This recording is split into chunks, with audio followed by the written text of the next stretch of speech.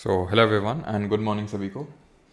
उम्मीद करता हूँ मेरी वॉइस प्रॉपर आ रही है सभी तक। एक बार कंफर्म कर देंगे।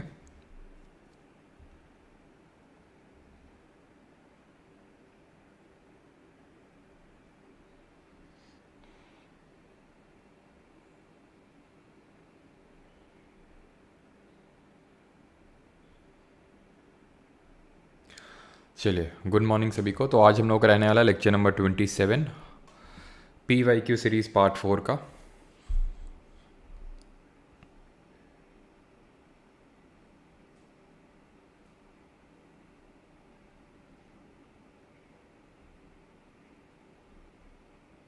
हाँ जी, गुड मॉर्निंग। तो स्टार्ट करते हैं आज का लेक्चर। और ये रहा आपका पहला question. Of the total water content available globally how much percentage of water is received from fresh water sources. वैसे तो ये क्वेश्चन आपको करवा चुका हूँ, अगर आपको याद हो तो मैंने आपको बताया था कि हमारी अर्थ जो है उसको हम ब्लू प्लैनेट के नाम से जानते हैं। और उसके पीछे का रीज़न ये है कि इसमें 97% वाटर है। 97% जो वाटर है अर्थ में, ठीक है, जो 97% वाटर है, to be very precise that is 97.2% water है, और 2.8% जो है वो फ्रेश वाटर है। 97.2% क्या है, वो सॉल्ट वाटर है जिसको कि हम पी नहीं सकते, वो पीने योग्य नहीं है। सिर्फ 2.8% ही जो है पीने योग्य है, दैट इज़ फ्रेश वाटर है। तो 2.11 नज़दीक कौन सा दिख रहा है आपको? कौन सा दिख रहा है आपको? Option number 4, 2.5% will be the correct answer. अब ये जो 2.5% फ्रेश वाटर है, इसमें भी सबसे ज़्यादा फ्रेश वाटर पता है कहाँ पे है? बताइए कहाँ पे है?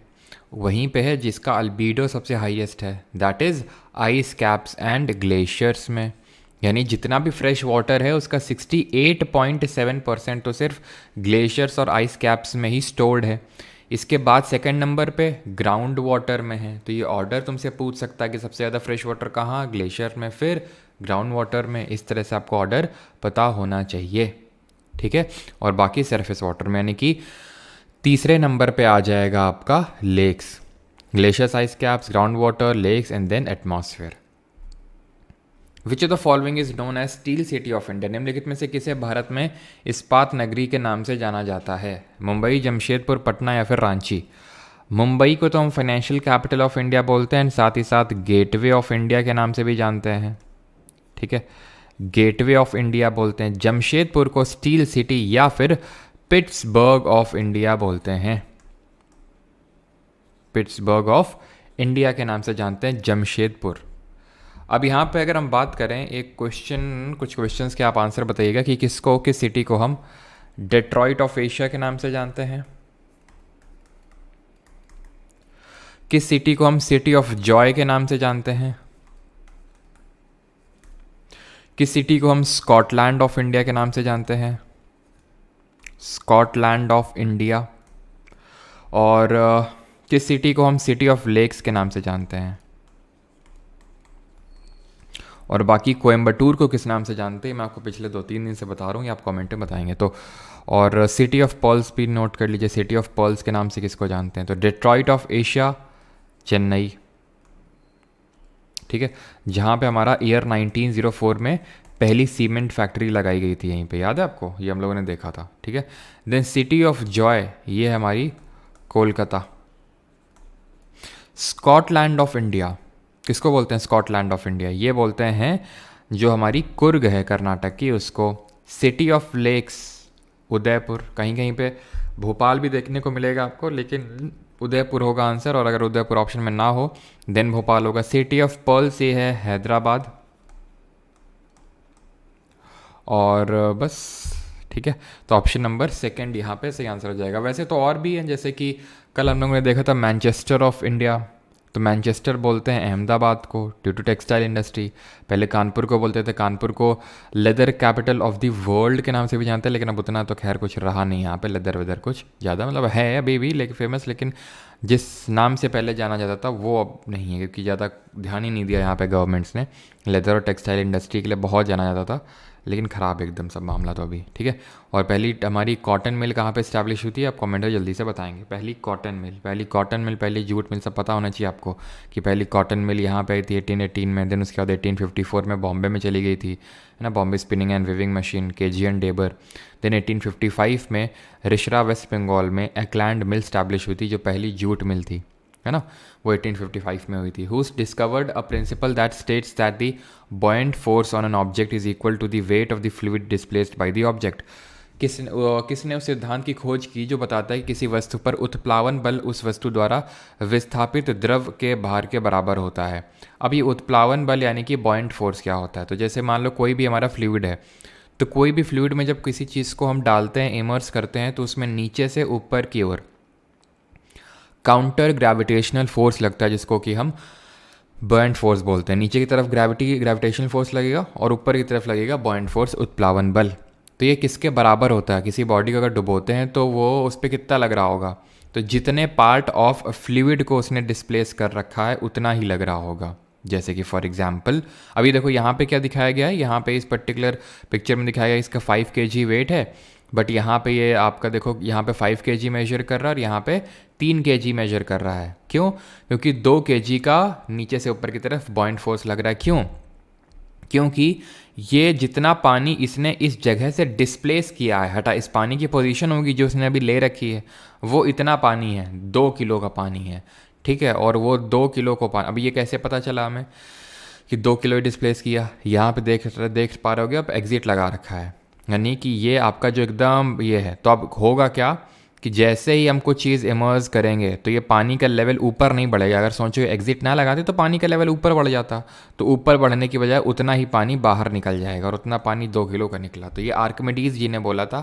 अभी तो बहुत हो सकता है नॉर्मल बात लगे, लेकिन जब इन्होंने डिस्कवरी करी थी तो ये काफ़ी नॉर्मल बात नहीं थी, काफ़ी एक्स्ट्रॉर्डनरी बात थी। न्यूटन जी के बारे में हम किस लिए जानते हैं, तो न्यूटन जी एक तो इन्होंने रिफ्लेक्टिंग टेलीस्कोप की डिस्कवरी करी थी, है ना, रिफ्लेक्टिंग टेलीस्कोप, और एक चीज़ और की डिस्कवरी करी थी, इनके लॉज हम पढ़ते हैं, न्यूटन्स लॉज ऑफ मोशन।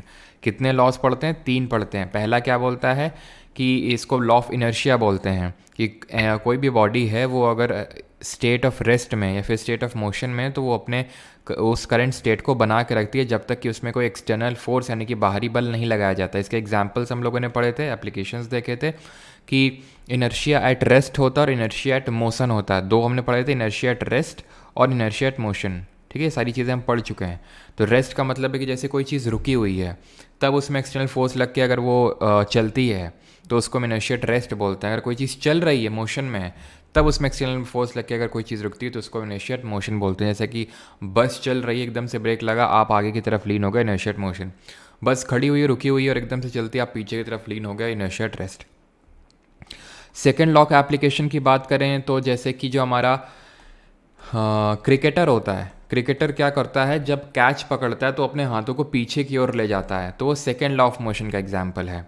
और सो दैट वो क्या करता है, अपने हाथों में लगने वाला जो एक शॉर्ट टाइम है, बहुत ही शॉर्ट टाइम में जो फोर्स एक लगता है, जिसको हम बोलते हैं इम्पल्स। इम्पल्स क्या होता है, एक बहुत ही शॉर्ट टर्म में जो एक बहुत ही भयंकर फोर्स लगता है, तो उसको बहुत कम टाइम न देके उसको टाइम स्पैन बढ़ाता है, वो पीछे हाथ को पीछे ले जाते हुए। जितना ज़्यादा टाइम स्पैन बढ़ाएगा उतना ही कम फोर्स अप्लाई होगा। और तीसरा तो हमें पता है ये क्या है, एक्शन रिएक्शन फोर्स के नाम से जाना जाता है, एक्शन रिएक्शन लॉ के नाम से जाना जाता है। और इसके क्या एग्जाम्पल्स एप्लीकेशंस हैं कि जैसे कि जो रोइंग ऑफ बोट है, नौका जो चलाई जाती है, वो कोई तैरता है, वो रिकॉयल ऑफ अ गन, कि भाई हमने गन को मारा और एकदम से पीछे की तरफ हम गए, तो ये सारी चीज़ें ये होती हैं आपकी थर्ड लॉ ऑफ मोशन पे बेस्ड। और गैलीलियो गैलीलाई को हम जानते हैं कि प्लैंक में है ना, एक जो प्लैंक होता है उसमें अगर कोई बॉडी नीचे आ रही है तो वो उसका जो एक तरह से हम बोल सकते हैं एक्सेलरेशन है वो उतना ही होगा जो एक फ्रीली फॉलिंग बॉडी का होता है। ये उन्होंने बोला था। जुपिटर के 4 मून्स इन्होंने अपने टेलीस्कोप को यूज़ करके उन्होंने डिस्कवर किए थे, लो, यूरोपा, गैनीमेड एंड कैलिस्टो, जिसमें कि गैनीमेड सबसे बड़ा है और इन चारों को गैलीलियन मून्स के नाम से हम जानते हैं, ठीक है। जरा कमेंट में बताएंगे कि किसने प्लानिटरी लॉज दिए थे, who gave the planetary laws. 3 planetary laws थे, उनका नाम आपको बताना है वो कौन थे। अगला है हमारा Begum Akhtar, a famous singer from India, is known for which of the following genres. किसके लिए जानी जाती हैं? Begum Akhtar Sahiba. Ghazal music, Sufi music, folk music या फिर कार्नेटिक म्यूज़िक? सही आंसर यहाँ पे बिल्कुल सही है केपलर, सबका सही है। सही आंसर यहाँ पे होगा गज़ल, ऑप्शन नंबर फर्स्ट। सूफ़ी के लिए तो हम जानते हैं आमिर खुसरो को। आमिर खुसरो किसके कोर्ट में कोर्ट पोएट थे और इनको क्या टाइटल मिला हुआ था, ये ज़रा बता देंगे। कार्नेटिक म्यूज़िक के फादर पुरंदर दास और इसके क्वीन MS सुब्बुलक्ष्मी, ये आपको याद रखना है, ठीक है।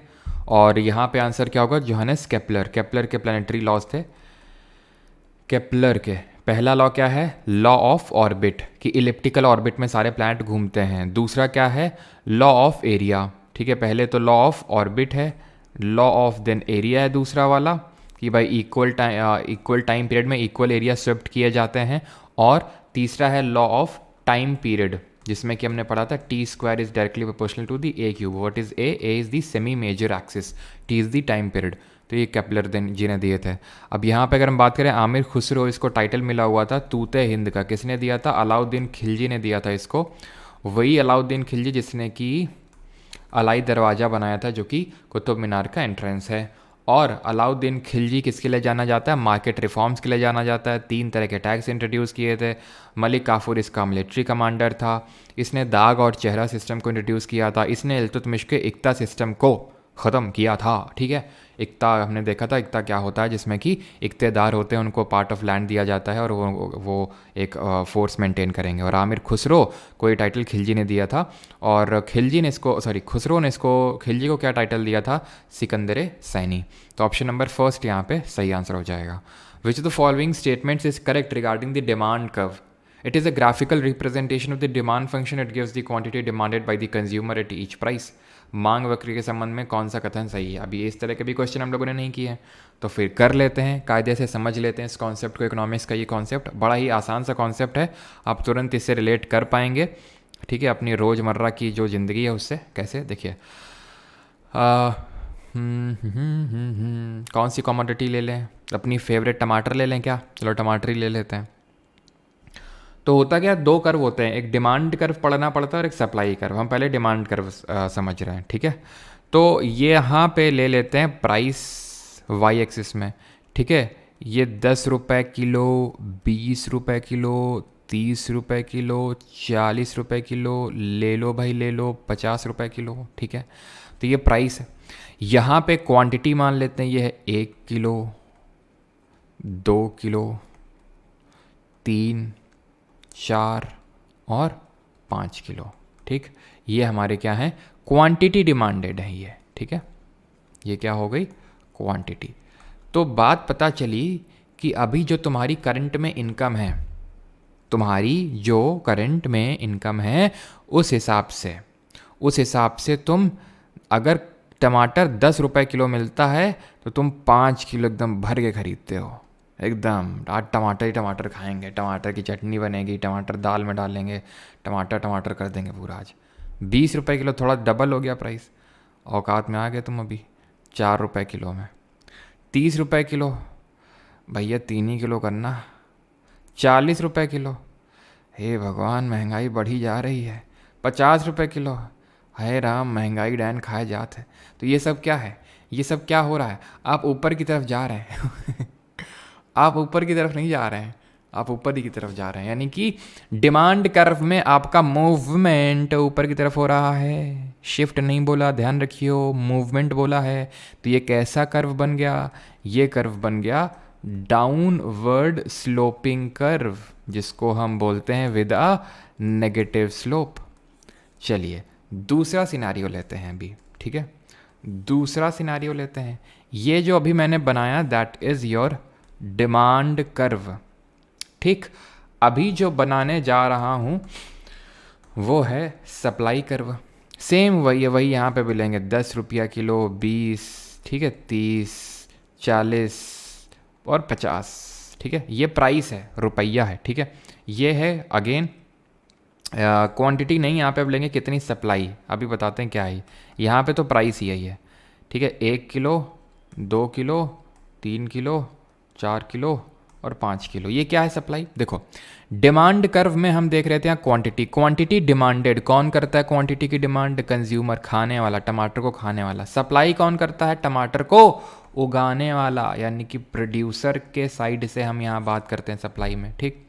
अब देखो, अब अगर मान लो तुम टमाटर अगर उगाते हो, ठीक है, तुम क्या है, तुम्हारे टमाटर का पूरा धंधा है, तुम टमाटर उगाते हो, तुम्हारा खेत वेत है, ठीक है, और मंडी में ले जाते हो, तुमको पता चला कि 10 रुपये यार चल रहा है मार्केट रेट, यार तुम कहोगे यार 10 रुपये चल रहा, छोड़ो, फालतू में मेहनत करो, इतना उगाओ, तो ऐसा करो, थोड़ी थोड़ी ज़मीन है उसी में उगा लो 1 किलो, 1 किलो तुम उगाओगे, ठीक।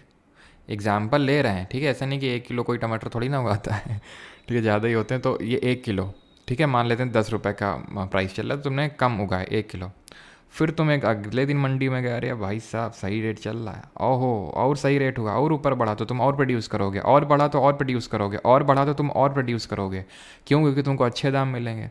तो यानी कि ये कर्व कैसा बन गया, ये बन गया अपवर्ड स्लोपिंग, ठीक है। यानी कि यहाँ पे क्या हो रहा था कि जब प्राइस बढ़ रहा था तो तुम्हारा मूवमेंट कैसे हो रहा था, नीचे की तरफ। प्राइस 50 से 40 हो गया, मतलब सॉरी, जब प्राइस घट रहा था, सॉरी हाँ, प्राइस जब घटा तो तुम्हारा शिफ्ट कहाँ पे हुआ, नीचे की तरफ एक तरह से, मतलब तुमने ज़्यादा डिमांड किया। वही यहाँ पे भी देखने को मिल रहा है। तो अपवर्ड स्लोपिंग जो कर्व होता है वो कैसा होता है, पॉजिटिव स्लोप होती है इसकी। अब तुम्हारे दिमाग में एक डाउट क्रिएट होगा कि मतलब जब प्राइस ज़्यादा होता है, अब उत्पादन करने वाला प्रोड्यूसर ज़्यादा प्रोड्यूस कर रहा है, तो कायदे से प्राइस तो नीचे आ जाने चाहिए, क्योंकि बहुत ज़्यादा अगर प्राइस है और अगर बहुत ज़्यादा प्रोडक्शन कर रहा है तो चीज़ों के दाम तो कम हो जाने चाहिए। बिल्कुल ऐसा ही होता है। तो एक्चुअल में क्या होती है, चीज़ें इक्विलिब्रियम पे एग्जिस्ट करती हैं। इक्विलिब्रियम की स्टेट ऐसी होती है, ऐसी। ये हो गया कौन सा, सप्लाई कर्व, ये हो गया डिमांड कर्व। तो चीज़ें इक्विलिब्रियम पे, यानी कि हो सकता है चीज़ें किस पे एग्जिस्ट कर रही हूँ, 20 या 25 रुपये किलो में। तो ऐसा नहीं कि 50 राइट चला जाएगा, ऐसा नहीं कि 10। इसको बोलते हैं पॉइंट ऑफ इक्विलिब्रियम बोलते हैं, ठीक है, इसको बोलते हैं पॉइंट ऑफ इक्विलिब्रियम। तो पहले इस क्वेश्चन को कर लेते हैं, which of the following is correct. It is a graphical representation of the demand function, yes. It gives the quantity demanded by the consumer at each price. Quantity demanded by the consumer at each price दे देता है, ये भी सही है। सही answer क्या होगा, both 1 and 2, option number 2। Clear इतनी चीज़। अब यहीं पे लगे हाथ शिफ्ट इन कर्व भी समझ लो कि शिफ्ट इन कर्व क्या होता है। शिफ्ट इन कर्व, यहाँ पे मैंने ये अज्यूम करके चला था कि हम सिर्फ प्राइस को चेंज कर रहे थे, अभी तक सिर्फ प्राइस को चेंज कर रहे थे, तो उससे मूवमेंट हो रहा था अपवर्ड डाउनवर्ड मूवमेंट हो रहा था। अब हमने सारे फैक्टर्स को कांस्टेंट रखा था कि तुम्हारी इनकम नहीं चेंज हो रही। अब मान लो पता चला प्राइस दुगना हो गया लेकिन तुम्हारी इनकम चौगुना हो गई, तो तुम टमाटर और डिमांड कर रहे हो, ये तो फेल हो जाएगी डिमांड थ्योरी। तुम तो और ज़्यादा टमाटर डिमांड करने लगोगे जबकि प्राइस बढ़ गया, फिर भी क्यों, क्योंकि तुम्हारी इनकम बढ़ गई। तो ये सारे फैक्टर, इनकम, कौन कौन से फैक्टर, इनकम एक फैक्टर हो गया, दूसरा होता है प्राइस ऑफ सप्लीमेंट्री गुड, और एक दूसरा होता है प्राइस ऑफ कॉम्पिटिटिव गुड, ठीक है, कॉम्पिटिटिव गुड। मतलब यहाँ पे ये है, जैसे फॉर एग्जांपल, जैसे मान लो तुम्हारी इनकम बढ़ी, ठीक है, ये डिमांड कर्व है। डिमांड कर्व में हमें शिफ्ट पढ़ना होता है, तो ये डिमांड कर्व है। इसमें दो तरह की शिफ्ट हो सकती हैं, लेफ्टवर्ड या राइटवर्ड। लेफ्टवर्ड को ही इनवर्ड शिफ्ट बोलते हैं, इनवर्ड या फिर लेफ्टवर्ड। और जो आउटवर्ड शिफ्ट होती है उसी को ही हम राइटवर्ड शिफ्ट बोलते हैं, या फिर राइटवर्ड को ही हम आउटवर्ड बोलते हैं। क्लियर। लेफ्टवर्ड इनवर्ड का मतलब हो गया है कि डिमांड डिक्रीज हो रही है, डिमांड डिक्रीज हो रही है। राइटवर्ड शिफ्ट का मतलब होता है डिमांड इंक्रीज हो रही है। समझ में आती है बात। अब देखो, अगर मेरी इनकम बढ़ेगी तो बताओ तुम लेफ्ट वर्ड की राइट वर्ड, ये एकदम बेसिक सी चीज़ है, जल्दी बताओ यार, ठीक है, और इतना नहीं रुक पाएंगे, जल्दी बताओ। कि ये हम नहीं बताएंगे, तुम बताओगे। इनकम अगर बढ़ रही है तो मैं डिमांड कम करूँगा कि डिमांड ज़्यादा करूँगा, सिंपल सी बात है यार, डिमांड में ज़्यादा करूँगा अगर इनकम बढ़ेगी तो। इनकम बढ़ेगी तो ये राइटवर्ड शिफ्ट हो जाएगा डिमांड कर्व, और वाइसे वर्सा। सप्लीमेंट्री गुड क्या होता है और कॉम्पिटिटिव गुड क्या होता है, देखो जैसे एक मोबाइल है, अगर मोबाइल की सेल ज़्यादा हो रही है तो तुम बताओ मुझे, अगर मोबाइल सेल की ज़्यादा हो रही है, चार्जर हो गया, ईयरबड हो गए, टेम्पर्ड ग्लास हो गया, इन सब की सेल ज़्यादा होगी कि कम होगी, ज़्यादा होगी। का है ये सप्लीमेंट्री गुड है, कॉम्प्लीमेंट्री गुड है, सप्लीमेंट करते हैं फिर कॉम्प्लीमेंट करते हैं इसको। तो अगर सप्लीमेंट्री गुड के प्राइस बढ़ जाएंगे, समझ रहे हो, तो डिमांड कर्व जरा बताओ लेफ्ट वर्ड होगा कि इनवर्ड होगा, बुद्धि लगाना अपनी थोड़ी। Left word. क्यों? मोबाइल का प्राइस बढ़ गया तो मोबाइल का प्राइस अगर बढ़ गया तो चार्जर की भी डिमांड कम हो जाएगी, टेम्पर ग्लास की भी डिमांड कम हो जाएगी, क्योंकि मोबाइल कम बिक रहा है इसलिए। कॉम्पिटिटिव गुड क्या है? कॉम्पिटिटिव गुड है जैसे ऐसे समझते हैं, मोबाइल और टैबलेट को लेते हैं, ठीक है, ले लें भाई मोबाइल और टैबलेट को, या फिर चलो वो ले लेते हैं, कोई और एग्जांपल ले लेते हैं। हम एग्जांपल ले लेते हैं कौन सा एग्जांपल ले लें?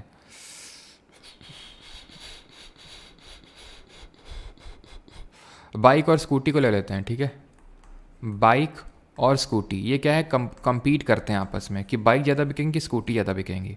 अब बाइक के प्राइस बढ़ रहे हैं तो लोग स्कूटी में शिफ्ट हो जाएंगे, बाइक के प्राइस बढ़े तो स्कूटी की डिमांड बढ़ गई। का है कि बाइक के प्राइस बढ़ गए तो लोग स्कूटी में शिफ्ट हो गए। अब तो अगर कम्पिटिटिव गुड का प्राइस बढ़ता है तो डिमांड फॉर दी प्रोडक्ट हमारे वाले की राइटवर्ड शिफ्ट हो जाती है, बढ़ जाती है, ठीक।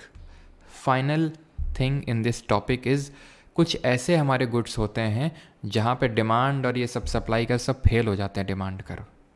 जैसे कि हम पढ़ते हैं कि अगर चीज़ों के प्राइस बढ़ते हैं, चीज़ों के प्राइस बढ़ते हैं तो उनकी डिमांड घट जाती है, यही पढ़ते हैं। लेकिन कुछ ऐसे गुड्स होते हैं कि उनका प्राइस बढ़ा दो तो उनकी डिमांड और बढ़ जाती है, जैसे कटा हुआ सेब, जैसे कि ये कटा हुआ सेब, ठीक है, ये विकलांग सेब। तो ये जो कटा हुआ विकलांग सेब है, अगर इसका प्राइस बढ़ता है तो लोग सोचते हैं हो स्टेटस भी तो बढ़ेगा, रखेंगे इसको तो, हैं। तो ये होता है। तो ये ऐसे गुड्स को बोलते हैं, जब इन ऐसे को बोलते हैं वेबलेन गुड्स। जब इनके प्राइस बढ़ते हैं तो इनकी डिमांड भी बढ़ जाती है। क्यों? क्योंकि ये स्टेटस सिंबल दिखाते हैं भैया। और दूसरे और होते हैं जिनमें सेम थ्योरी काम करते हैं, उनको गिफन गुड्स बोलते हैं। गिफन गुड्स ये कौन से गुड्स होते हैं? जैसे कि हमारे रोज़मर्रा में जिनके बिना हमारा लाइफ चल ही नहीं सकता। जैसे कि रोटी खाते हैं तो रोटी खाएंगे ही खाएंगे। अरे भैया प्याज, चलो प्याज के दाम बढ़ गए तो प्याज कम डालेंगे सब्जी में, लेकिन रोटी तो बनानी पड़ेगी। तो अगर जैसे मान लो आटा वगैरह है तो उसके प्राइस बढ़ गए गेहूं के, तो उसकी डिमांड उतनी कम नहीं होती है, तो उनको हम गिफन गुड्स बोलते हैं, जहाँ पर हमारी डिमांड थ्योरी फेल हो जाती है। Which of the following statements are correct regarding the special powers of the governors according to the Indian constitution? कौन सी चीज़ें सही हैं? आप स्टेटमेंट्स पढ़ो और आंसर करो। ये स्टेटमेंट बेस्ड क्वेश्चन है, और कल मैंने थोड़ा इसी तरह का आपको क्वेश्चन करवाया था कि किस तरह के, इसलिए मैं भी क्वेश्चन रख रहा हूँ बिकॉज इस तरह के क्वेश्चंस भी आपको करना आना चाहिए, ठीक है। वैसे तो सीजीएल मेन से पहले हम करेंगे क्योंकि इस तरह के क्वेश्चन देखने को मिलते हैं, लेकिन फिर भी करते हैं, ठीक है, अभी करते हैं, सो दैट अगर टियर 1 में भी क्वेश्चन है तो हम कर ले जाएं। Governor of Nagaland shall have special responsibility related to law and order. Yes, सही है। कौन है अभी? ला गणेशन जी हैं, ठीक। गवर्नर ऑफ मणिपुर, ठीक है, governor of Manipur will submit a special, कौन है जरा बताइए मणिपुर के governor? Governor of Manipur will submit a special report to the president on the administration of failure areas in the state. ये भी सही है, ठीक है। गवर्नर ऑफ, तो कौन है मणिपुर के? मणिपुर के अनुसुईया जी हैं, ठीक है, अनुसुईया यूकी जी हैं, ठीक है। फिर यहाँ पे governor of Sikkim has a special responsibility for piece and equitable arrangement for ensuring. कहीं पे भी डेटा, फैक्ट, एक्सट्रीम कीवर्ड आपको देखने को मिल रहा नहीं, अफर्मेटिव टाइप के स्टेटमेंट है, ये भी सही होगा। कौन है गवर्नर ऑफ सिक्किम? गंगा प्रसाद हैं अभी, ठीक है। और आखिरी स्टेटमेंट है the governor of Arunachal Pradesh shall have a special responsibility with respect to law and order in the state of Arunachal Pradesh. ये भी सही है। कोई एक्सट्रीम कीवर्ड, कोई डेटा, कोई फैक्ट नहीं, ये भी सही होगा। आंसर यहाँ पे होगा option number 4, A, B, C and D। और गवर्नर कौन है? ये हैं आई थिंक कैवल्य जी हैं अभी, if I am not wrong, ठीक है, कैवल्य जी हैं, ठीक है। अच्छा, कमेंट में आप बताएंगे कि स्पेशल जो प्रोविजंस हैं किस पर्टिकुलर आर्टिकल के तहत मिले हुए हैं अरुणाचल प्रदेश को, सिक्किम को और नागालैंड को, किस आर्टिकल के तहत मिले हुए हैं स्पेशल प्रोविजंस? तो याद करिए यहाँ पे आर्टिकल नंबर 371, जहाँ पे हमने क्या पढ़ा था? 371 का A, B, CDEFGHIJ, ठीक है, इस तरह से हमने पढ़ा था। और आर्टिकल 371 किसकी बात करता है? महाराष्ट्र और गुजरात को स्पेशल प्रोविजंस देता है। ऐसे हम लोगों ने स्टार्ट किया था कि माता जी का पहले आशीर्वाद लेंगे, तो 371 महाराष्ट्र गुजरात की बात करेगा। और फिर यहाँ पे ऐसे पढ़े थे, नाम आसमा, ठीक है, नाम पूछा लड़की से तो उसने बोला आसमा नाम है, और जी के पढ़ती हूँ परमार सर से ठीक है, तो ये है नागालैंड, ये है अरुणाचल आपका, ये है मणिपुर, ये है आंध्रा, ये है आंध्रा की यूनिवर्सिटी, ये है सिक्किम, ये है मिज़ोरम, ये है आपका असम, ये है आपका गुजरात, और ये है आपका, सॉरी गुजरात नहीं, गोवा, और ये है आपका कर्नाटक, लास्ट वाला है कर्नाटक। तो ये ऐसे करके हम लोगों ने याद किए थे कि किस आर्टिकल में किसको लेके स्पेशल प्रोविजंस दिए हुए हैं। Which of the following was widely considered as the heaven born service for Indians during the British rule. Heaven born service, सीधे हेवन से उतरी है, हैं, सीधे स्वर्ग से उतरी है, ये है इंडियन सिविल सर्विसेज। कौन थे पहले इंडियन जिन्होंने सिविल सर्विसेज क्वालिफाई किया था? किसको father of Indian civil services बोलते हैं? किस गधे ने इंडियंस के लिए, भारतीयों के लिए maximum age for civil services को 21 से 19 कर दिया था? तो पहले थे हमारे सत्येंद्र नाथ टैगोर, सत्तू जी, है ना। क्यों? क्योंकि उनको धोखा मिल गया था सत्तू जी को, है ना। तो सत्येंद्र नाथ टैगोर तो क्वालिफाई कर दिए। फादर किसको बोलते हैं? कॉर्नवालिस को। कॉर्नवाली आंटी, वही आंटी जो परमानेंट सेटलमेंट लेके आई थी, जिनकी कब्र, डेथ इनकी गाज़ीपुर में हुई थी। और ये गधा था लिटन, ठीक है, जिसने गंदगी यहाँ फैलाई थी। मतलब अभी क्या है, मिनिमम एज होती है सिविल सर्विसेज का एग्ज़ाम देने के लिए 21, उस समय मैक्सिमम होती थी 21, उसके बाद नहीं दे सकते, उसको भी घटा दिया था इसने, लिटन ने, इंडियंस के लिए, ठीक है। तो वर्नाकुलर प्रेस एक्ट यही लाया था और आर्म्स एक्ट यही लाया था। पहला दिल्ली दरबार 1877 में इसी ने ऑर्गेनाइज किया था। दीपा करथा रिप्रेजेंट्स डैश डांस, तो जो हमारे दीपा करथा जी हैं वो किस डांस को रिप्रेजेंट करती हैं, ये आपसे क्वेश्चन पूछा गया है। मणिपुरी, सतरिया, ओडिसी या फिर कथक? तो सही आंसर क्या होगा? देखिए, मणिपुरी हम सब कुछ पढ़ चुके हैं, जागोई, चोलोम, गुरु बिपिन सिंह जिनको हंजाबा का टाइटल मिला था, और वैष्णवाइट फॉर्म ऑफ डांस, इसमें चोलोम जो है वो मैस्कुलिन एस्पेक्ट को दिखाता है, वैष्णवाइट मैंने आपको बता दिया है, जहाँ पे आपको देवी दिख जाए, बिंबावती देवी इस तरह से, ठीक है, तो वो मणिपुरी के एक्सपोनेंट होंगी। और आपकी जो झावेरी सिस्टर्स हैं वो मणिपुरी से एसोसिएटेड हैं। सत्तरिया हमने देखा था last to be included in the classical dance, 2000 में इसको एज ए क्लासिकल डांस का स्टेटस मिला था। असम का क्लासिकल डांस है। भावना और अंगिया नाट करके परफॉर्मेंस होती हैं इसमें, और गुरु शंकर देव इसके फाउंडर माने जाते हैं। ये भी आपका एक वैष्णवाइट फॉर्म ऑफ डांस ही है, जैसे कि हमारे गुरु भूपेन हज़ारिका, गुरु गनाकंटा बोरा इसके एक्सपोनेंट है। और भूपेन हज़ारिका जी को 2019 में क्या मिला था? भारत रत्न मिला था, ठीक है। और ओडिसी के तो हम पढ़ ही चुके हैं। ओडिसी कहाँ का है? उड़ीसा का है। जो हम कल जगन्नाथ टेम्पल देख रहे थे, कल हम लोगों ने वन टॉपिक वन वाली जो नहीं वन वीडियो वन टॉपिक वाली क्लास करते हैं इवनिंग में, तो उसमें हमने देखा था जगन्नाथ मंदिर। तो जगन्नाथ मंदिर में के जो वॉल्स हैं उसमें ओडिसी डांस को दिखाया गया है। कमेंट में बताइए जगन्नाथ टेम्पल किस में, मैंने एक डिस्टिंक्टिव फीचर बताया था यहाँ पे। जगन्नाथ को हम वाइट पगोडा के नाम से जानते हैं, जो कि आपको पूरी उड़ीसा में देखने को मिलेगा। तो ओडिसी से हमने एक्सपेरिमेंट देख चुके हैं कि किस तरह से शगुन भूटानी, माधवी मुडगल, है ना, कि किस तरह से भूटान के प्रधान मिलने आए थे। तो वो आप रिलेट कर सकते हो कि शगुन भूटान से शगुन भूटानी, प्रधान से गंगाधर प्रधान, और माधवी से माधवी मुडगल। तो इस तरह से फिर संजू से संयुक्ता पानीग्राही, विजय से विजयनी सतपति, विजय ने, और केलूचरण मोहापात्रा। तो ये हमने सब देखे थे कि मोहापात्रा अगर सरनेम में होगा और मोहंती अगर होगा सरनेम में तो वो डीसी से एसोसिएटेड होंगे। जगन्नाथ में मैंने आपको बताया था रेखा देउला स्टाइल, ठीक है, रेखा देउला। और कथक सही आंसर होगा, कथा वर्ड से आया है ये, जिसका मतलब स्टोरी होता है। यूपी का क्लासिकल डांस है।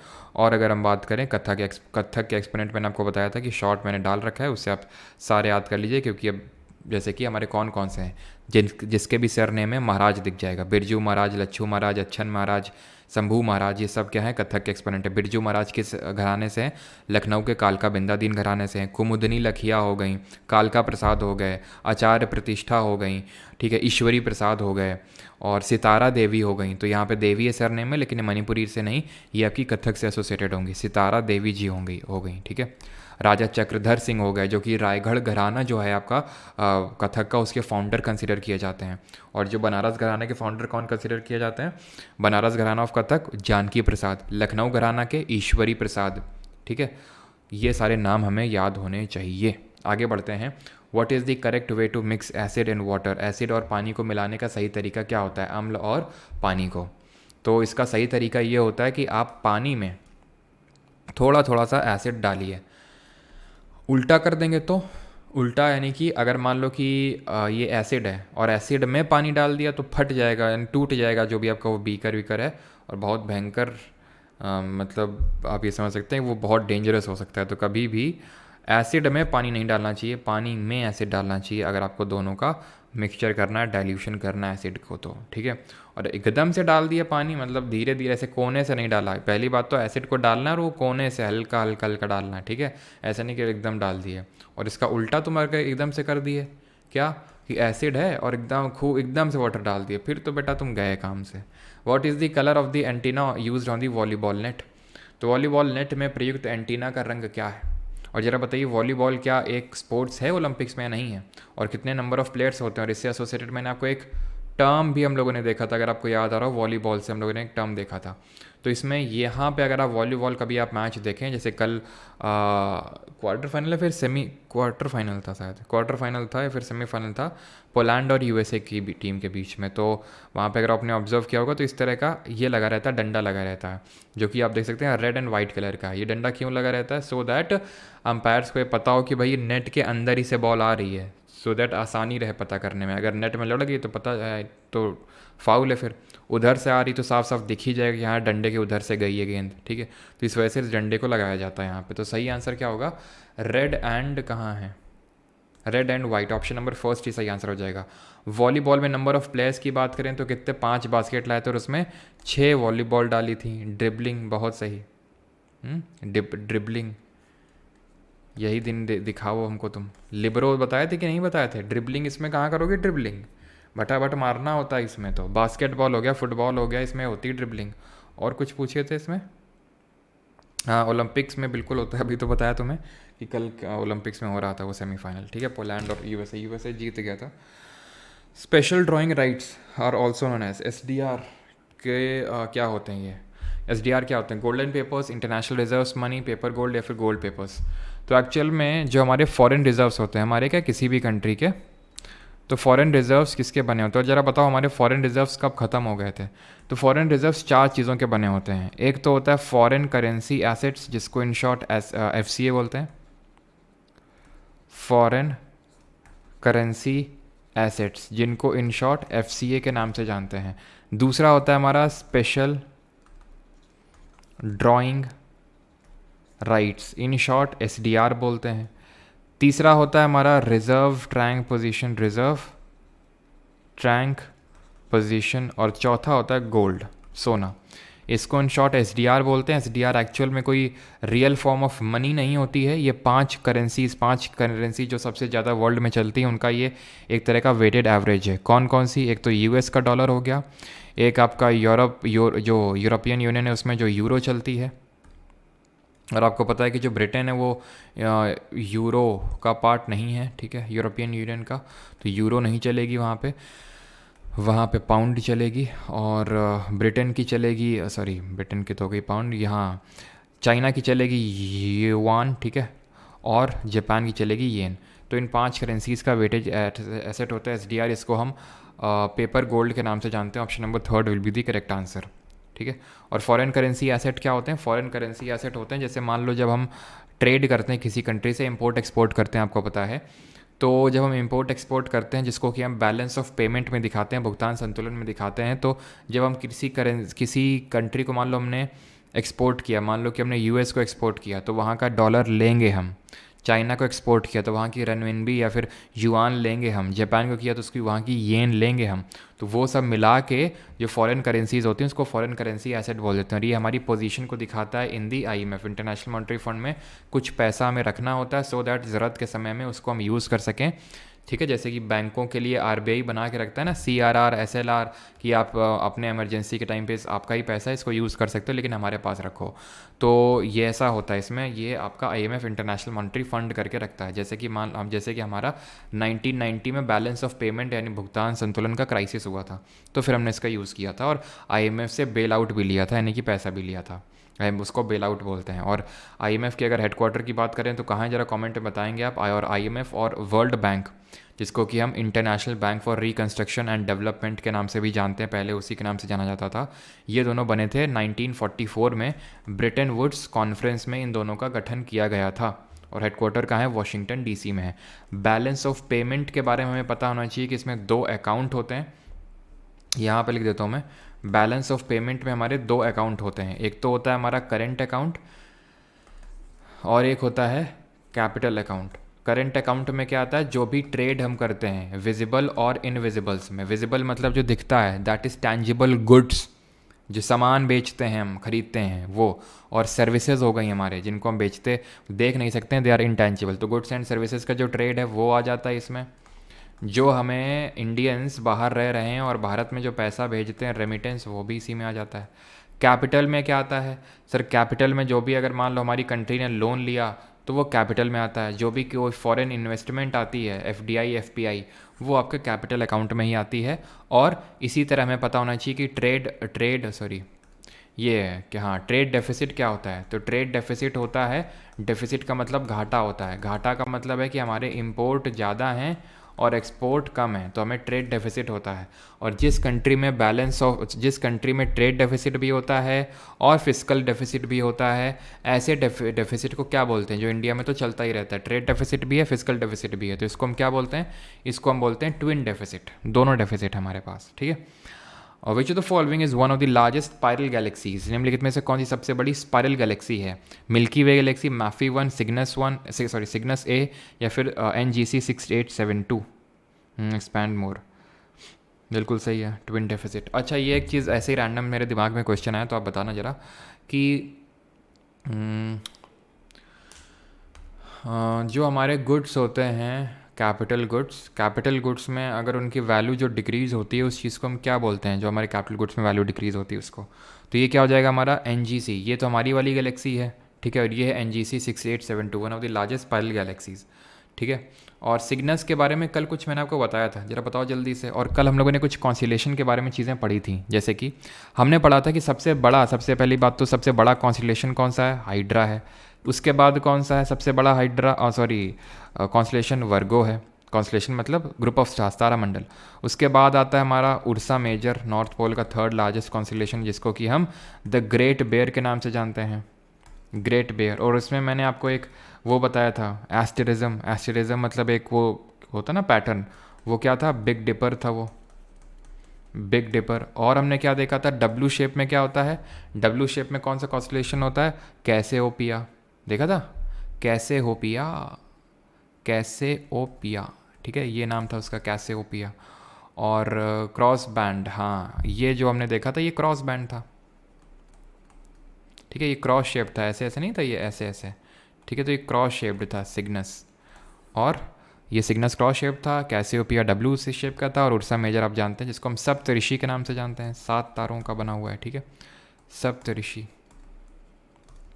चलिए आगे बढ़ते हैं, अगला है क्वेश्चन ये, विच of the following statement is incorrect about the music of India. कौन सा गलत है, इसको भी आप कर सकते हैं, ठीक है। जो स्टेटमेंट गलत है मैं आपको बता चुका हूँ पहले भी।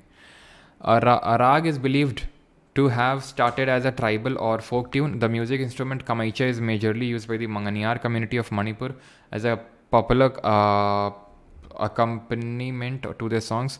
The Shruti is a unit of measurement or small difference between the various consecutive pitches within a gram or a scale. Tala is a cyclic instrument of time units. नहीं भी पता है तो खुद भी मतलब थोड़ा सा सोचो, नहीं भी पता है तो खुद भी सोचो। मैंने आपको क्या बताया था, डेटा को चेंज करना आसान होता है, फैक्ट को मोल्ड करना आसान होता है, एक्सट्रीम कीवर्ड रख के स्टेटमेंट को गलत किया जाता है। कहाँ पे, डेटा तो कहीं नहीं है, ठीक है। वैसे तो आप बोल सकते हो कि थोड़ा 1 ग्राम वो ग्राम, लेकिन एक्चुअल में देखा जाए तो डेटा ना के बराबर है, नहीं है, फैक्ट है दूसरे स्टेटमेंट में कि म्यूज़िकल इंस्ट्रूमेंट जो कमैचा है इसको मंगनियार कम्युनिटी यूज़ करती है, पहला फैक्ट। दूसरा फैक्ट है कि ये मणिपुर की कम्युनिटी है, गलत है। क्यों, इसने राजस्थान का मणिपुर कर दिया, क्योंकि फैक्ट को चेंज करना आसान होता है एग्जामिनर पर्सपेक्टिव से, आप खुद ही सोचिए। इसने राजस्थान का इसने मणिपुर कर दिया। तो जो मंगनियार कम्युनिटी होती है वो कमैचा को यूज़ करती है, और ये if I am not wrong एक मुस्लिम कम्युनिटी होती है ये यहाँ की, ठीक है। अगला क्वेश्चन है, बिल्कुल सेकंड इज़ रॉन्ग, यस, सभी लोगों ने सही पकड़ लिया। विच of the following statement most accurately describes the Cyclostomata group. Cyclostomata क्या होते हैं? ये जॉलेस वर्टिब्रेट्स होते हैं आपके, जबड़ा नहीं होता है, ठीक है, जॉलेस वर्टिब्रेट्स होते हैं आपके ये। तो यहाँ पे ज़रा पढ़िए क्या सही आंसर होगा। They are warm blooded, oviparous, bipedal, feathered, winged and toothless vertebrates. तीसरा है ये वाला। चौथा पढ़िए, इसको आंसर करिए, और सिर्फ टूथलेस वर्टिब्रेट्स पे, जॉलेस वर्टिब्रेट्स पे मत चले जाइएगा, बाकी चीज़ें भी देखिएगा।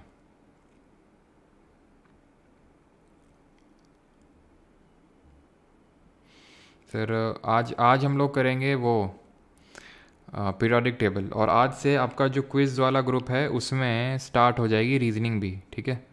अगर 200 के सब्सक्राइबर जैसे पूरे हो जाते हैं तो 2 PM पे हम लोग करेंगे, ठीक है। 2 बजे रीजनिंग की क्विज़ भी स्टार्ट हो जाएगी, टॉपिक वाइज करेंगे। आज कोडिंग डिकोडिंग की होगी, और रोज़ टॉपिक आपको पता चल जाएगा, वो आप रिवाइज़ करिए। एंड देन उसके बाद डेली होगा, और उसके बाद फिर जैसे वो कंप्लीट होगा तो मिक्स्ड क्विज़ भी वहाँ पे स्टार्ट हो जाएगी। लिंक डिस्क्रिप्शन में दिया हुआ है। और बैटल की पूरी कल क्विज़ हो चुकी है, समरी मिल चुकी है बैटल्स की, और वो क्विज़ एकदम कायदे में, जो ढंग का स्टूडेंट है उसको एकदम भयंकर आउटपुट ले रहा होगा उस क्विज़ वाले ग्रुप से। They are characterized by having a long eel like body, circular mouth, slimy skin and scaleless. They are warm blooded, oviparous, bipedal, feathered, winged and toothless. तो ये फेदर्ड, विंग्ड ये सब नहीं होते हैं ये, ठीक है, साइक्लोस्टोमेटा ग्रुप के होते हैं, ठीक है। टूथलेस तो होते हैं, टूथलेस, ओके टूथलेस लिखा हुआ है यहाँ पे, जॉलेस वर्टिब्रेट्स होते हैं, ठीक है। टूथलेस वर्टिब्रेट्स नहीं, जॉलेस वर्टिब्रेट्स, और फेदर्ड, विंग नहीं होते हैं। सही आंसर ऑप्शन नंबर फर्स्ट होगा। They are characterized by having an elongated eel like body, circular mouth होता है, स्लाइमी स्किन होती है, and are scaleless. Option number first यहाँ पे सही आंसर होगा। अच्छा, कमेंट में बताएंगे जल्दी से, किस में हमें देखने को मिलती हैं सेगमेंटेड बॉडी, किस फाइलम में we would see segmented body. और वर्टिब्रेट क्या होते हैं? वर्टिब्रेट वो होते हैं जिसमें कि स्पाइनल कॉर्ड होती है, यानी कि नोटोकॉर्ड होता है। नोटोकॉर्ड क्या होता है? रॉड लाइक स्ट्रक्चर जो पूरे स्केलेटन को सपोर्ट कर रहा होता है, ठीक है। और इनवर्टिब्रेट, जो वर्टिब्रेट नहीं होते वो इनवर्टिब्रेट। सेगमेंटेड बॉडी किसमें सबसे पहले देखने को मिलती है? एनालिडा। वो ये एनालिडा किसका फाइलम है? ये कौन से एग्जाम्पल इसके आ जाते हैं? एक तो अर्थवर्म, और दूसरी हमारी वो जो जोंक होती है, यानी कि जो हमारी लीचेस होती हैं। और जो इसका अगला वाला फाइलम है दैट इज़ ऑर्थ्रोपोडा, जो कि लार्जेस्ट फाइलम है with in the animal kingdom, उसमें भी सेगमेंटेड बॉडी देखने को मिलती है, लेकिन एनालिडा में एकदम डिस्टिंक्टिव है। एचिनोडर्मेटा स्पाइनी स्किन्ड। प्लैटिहेल्मिन्थिस हमें पता है कि फ्लैट बॉडी होती है, उसमें फ्लेम सेल्स होती हैं, एक्सक्रीटरी सेल्स की तरह बिहेव करती हैं। कॉलर सेल्स किस में होती हैं? पोरीफेरा, जो हमारे स्पॉन्जेस होती हैं। स्टिंगिंग सेल्स किस में होती हैं? निडेरिया में होती हैं, है ना, जिसके पोर्चुगीज़ मैन ऑफ वॉर उसका एग्जाम्पल है, कोरल्स उसका एग्जाम्पल्स हैं, जेली फिश उसका एग्जाम्पल है, ठीक है, निडेरिया का। हुआ जरा बताइए, निडेरिया की बॉडी डिप्लोब्लास्टिक होता है वो कि ट्रिप्लोब्लास्टिक होता है? Who among the following appointed Aziz Humar a wine distiller to a high administrative post? किसने मूर्खता करी थी अकॉर्डिंग टू ज़ियाउद्दीन बरानी?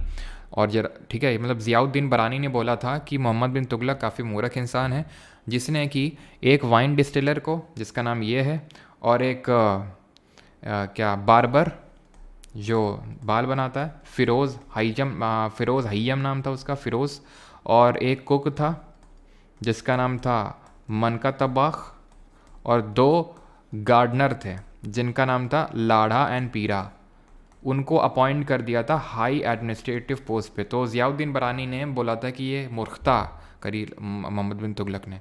कमेंट में जरा आप बताएंगे ज़ियाउद्दीन बरानी ने कौन सी बुक लिखी है? तो सही आंसर होगा ऑप्शन नंबर सेकंड, मोहम्मद बिन तुगलक। इसका टाइम पीरियड क्या है? 1325 से लेकर 1351 तक है। इसको हम वाइजेस फूल के नाम से जानते हैं। इसी ने टोकन करेंसी इंट्रोड्यूस करी थी। दिल्ली से दौलताबाद या फिर देवगिरी कैपिटल को शिफ्ट किया था इसने, जो कि फेल हो गया था। कुराचिल और खुरासान एक्सपेडिशन भी इसका फेल हो गया था। अलाउद्दीन खिलजी के बारे में तो भी सारी चीज़ें देख चुके हैं। इसी के नाम से तुगलकाबाद करके सिटी बनाई थी किसने? फ़िरोज़ शाह तुगलक, इसका जो कज़िन था उसने, ठीक है। और यहाँ पे अगर हम बात करेंगे कौन सा लिखा है, तो तारीख़ फ़िरोज़ शाही लिखी है ज़ियाउद्दीन बरानी ने, ठीक है। और इसी किताब में इन्होंने बताया है कि किस तरह से इसने मूर्खता करी है। ज़ियाउद्दीन बरानी ने कौन सी लिखी है? तारीख़ फ़िरोज़ शाही, जिसमें किसने फ़िरोज़ शाह तुगलक के बारे में और कुछ चीज़ें मोहम्मद बिन तुगलक के बारे में लिखी हुई हैं इसमें, ठीक है। आगे बढ़ते हैं। तो Kolar gold fields that is KGF, है ना, पर्वत जैसा यूं खड़ा है, उसी में तो है ही गाना है या और किसी में? KGF is located in which of the following, in which state of India? तो कहाँ पे है? कर्नाटक, झारखंड, केरल या फिर आंध्र प्रदेश? तो ये है गोल्ड फील्ड और ये है कर्नाटक में। कर्नाटक में हमारी और कौन सी हैं? हुट्टी गोल्ड माइंस हैं। कर्नाटक में ही हमारा एक गोलकोंडा माइंस देखने को मिलेगा। गोलकोंडा में कौन सी डायनेस्टी रूल कर रही थी? जो कि एक बहमानी किंगडम के अंदर में ही आता गोलकोंडा। और गोलकोंडा फोर्ट किसने बनवाया था? ये ककातियाज ने बनवाया था। आपने कोहिनूर का नाम सुना होगा, कोहिनूर हीरा। ये माना जाता है कि वो कोहिनूर हीरा गोलकोंडा की खान से ही निकला था और वो ककातियों ने ही सबसे पहले निकाला था, ककातियों को ही सबसे पहले मिला था वो। तो गोलकोंडा में कुली कुतुब शाह यानी कुतुब शाही डायनेस्टी का रूल था, ठीक है, जिसने क्या बनाया था? हैदराबाद की चार मीनार बनवाई थी। तो गोलकोंडा की जो माइंस है वो किसके लिए फेमस है? डायमंड के लिए। डायमंड के लिए ही मैंने आपको बताया था मध्य प्रदेश की पन्ना भी फेमस है, ठीक। और अगर हम बात करें, जैसे मैं आपसे पूछता हूँ, पूछ लूँ मैं आपसे, पंचपट माली किसके लिए फेमस है? पंचपट माली, इस पे मैंने क्विज़ भी करवाई थी आई थिंक अभी कुछ दिन पहले। पंचपट माली कहाँ पे, किसके लिए फेमस है? जहाँ पे है वहीं पे कोरापुट भी है, कोरापुट जो कि आयरन वगैरह के लिए फेमस है। और वहीं पे है, क्या हो गया इसमें, वहीं पे है क्योंझार एंड मयूरभंज, वहीं पे है ये। तो वो कौन सा स्टेट है? पहली बात तो इन तीनों का स्टेट कौन सा है? उड़ीसा है। और जो पंचपट माली हैं ये किसके लिए फेमस है? एल्यूमिनियम के लिए। उड़ीसा एल्यूमिनियम का टॉप प्रोड्यूसर है, ध्यान रखिएगा इस चीज़ को। और ये जो है ये आयरन के लिए फेमस है, ये क्योंझार और मयूरभंज जो है। कुद्रेमुख माइंस कहाँ पे है?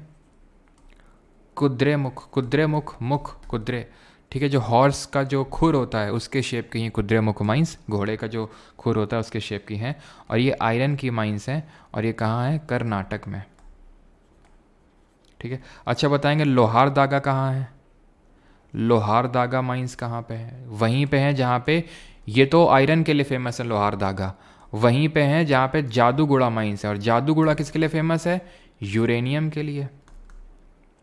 और लोहार दागा आयरन के लिए। किस स्टेट में है? झारखंड में, जहाँ पे आपकी झरिया माइंस भी आपको देखने को मिलेंगी, बोकारो धनबाद माइंस भी आपको देखने को मिलेंगी। सोनभद्र ये भी थोड़ा गोल्ड के लिए फेमस है ये, लेकिन कहाँ पे है? और नेल्लोर किसके लिए फेमस है? कुछ ही दिन पहले बताए थे, माइका के लिए फेमस है। माइका का टॉप मोस्ट प्रोड्यूसर है इंडिया। सबसे टॉप पे कौन सा स्टेट आता है? तो ये हमारा नेल्लोर, ये आंध्र प्रदेश ही आता है, ठीक है। नेल्लोर आंध्र प्रदेश में, सोनभद्र यूपी में है ये, ठीक। आगे बढ़ते हैं। Which of the following statement is और are correct? Salt of a strong acid and a weak base are acidic with pH value less than 7 when electricity is pass through an aqueous solution of sodium chloride called brine, it decomposes to form sodium oxide. तो salt कब बनता है? जब है एक acid एक base से मिलता है तो सॉल्ट और वाटर बनता है, ठीक है। जब एक अम्ल एक क्षार से मिलता है तो लवण और पानी निकल जाता है। तो बेस जो होता है, जो बेस पानी में डिज़ोल्व हो जाते हैं उनको हम क्या बोलते हैं? ज़रा कमेंट बताइए। अब ये जो सॉल्ट बना है इसका pH value that is power of hydrogen that is potence of hydrogen, ये 7 से कम होगा 7 से ज़्यादा होगा, ये कैसे पता चलेगा? तो इसके लिए सिंपल से फिलॉसफी है, जैसे कि इसमें कौन डोमिनेंट था इस रिएक्शन में? इस रिएक्शन को हम क्या बोलते हैं? इस रिएक्शन को बोलते हैं न्यूट्रलाइजेशन रिएक्शन, उदासीकरण अभिक्रिया, ठीक है। अब जैसे आप अपने मम्मी पे गए हैं या फिर पापा पे गए हैं तो ये डिपेंड करेगा कि कौन डोमिनेंट था। तो समझ रहे हैं आप?